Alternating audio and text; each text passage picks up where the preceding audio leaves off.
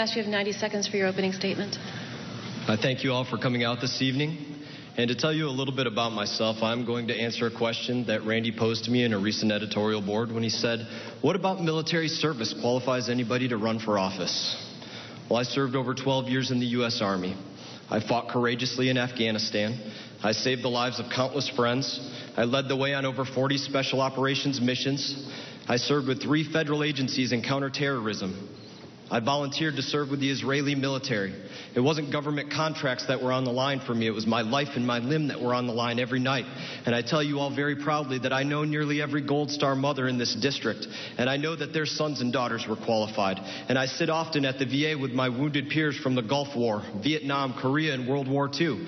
And I can tell you that their experience qualified them. And I buried 67 friends in our theaters of war in places like Arlington National Cemetery.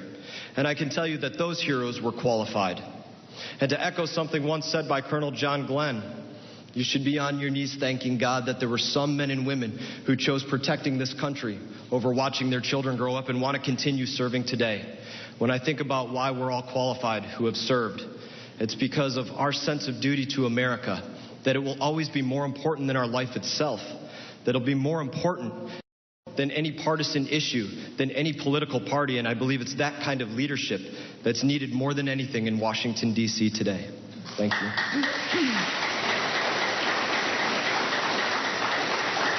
Rebuttal. Well, that's great. Earlier, my opponent said I like to print money. Well, bottom line is we have a tremendous shortfall in our budget right now. So I would print money for our seniors to solve the problems, the fact that most of them are fighting day to day, week to week. And I would print money to solve this problem right here that we're talking about, to provide the support and all the technology and the training, as I said when I spoke, for our law enforcement. Because some things, if we print that money today, that dime we print today is going to return $1 in investment within the next 10 years. So it's not costing us more. We're just fronting the money, and it's going to save us money down the road. And it's actually going to improve the quality of life. It's going to save lives on top of it. Sometimes you need to make tough decisions, fund those things now, and they'll return an investment in the very near future. Mr. Mass, you have 30 seconds for a rebuttal. So what you heard again was Randy proposing that we print more money, print more money, print more money. And as I said already, for our seniors, for our retirees, for anybody that's on a fixed income, to have somebody running for Congress who thinks that the solution is to go out there and print more money when it's going to make the cost for you to go to Publix, the cost for you to pay your air conditioning bill, that much more expensive when the amount that you're bringing in is not doubling, that is one of the biggest concerns that you should have about anybody seeking office, is that they're going to be party to inflation. And unfortunately, I don't think my opponent understands, as I said, the economics of this issue. Mr. Bennett, your question for the candidate. You have a question for Mr. Perkins. Sure. You mentioned a couple times tonight that you're pro-choice on abortion. What is your position on the Hyde Amendment, which since the 1970s has prohibited the use of federal money to pay for most abortions? Hillary Clinton and I think this year's Democratic Party platform advocate getting rid of that. What's your position on that? First of all, I am 100% pro-choice. And I want to thank Mona for the time she took, and she knows who I'm talking about, Mona Reese, for the time she took at her clinic the other day. Not only was I 1,000% pro-choice, I'm 1,000% pro-choice and will never waver on allowing a woman's right to choose. We do not need to send another man, any man, to Congress who's going to try to tell a woman what decision she should make with her health care issues or any other decisions that a woman has the right to make for herself. We have an amendment in place. If we want to bring that back in front of Congress and discuss in removing that amendment, then I will have a vote when that time comes, and I'll exercise my vote along with 435 other members of Congress when it comes to that particular issue. Mr. Mass, you have 45 seconds for a rebuttal. My opponent has called me radical and extremist numerous times on this stage without any provocation, I think without any reason to do so.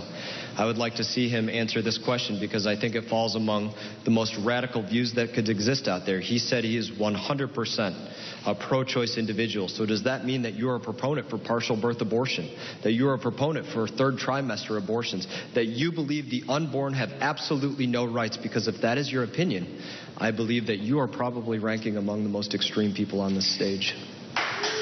Please, no applause. Do you have 90 seconds for your closing statement? I think my opponent has proven that he is deeply committed to saying things that are simply false.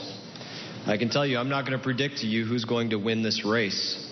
I can tell you the one thing that I won't lose, ever, is my integrity. People ask me often what made me get into this race. It's the most frequent question I get. And I can tell you I don't remember the exact day, but I do remember the moment. It was as I was laying in a bed in Walter Reed Army Medical Center. I was looking across the room at my wife, Brianna, who was holding our then 6-month-old son. It was a much more emotional time in my life as I didn't know what my future held.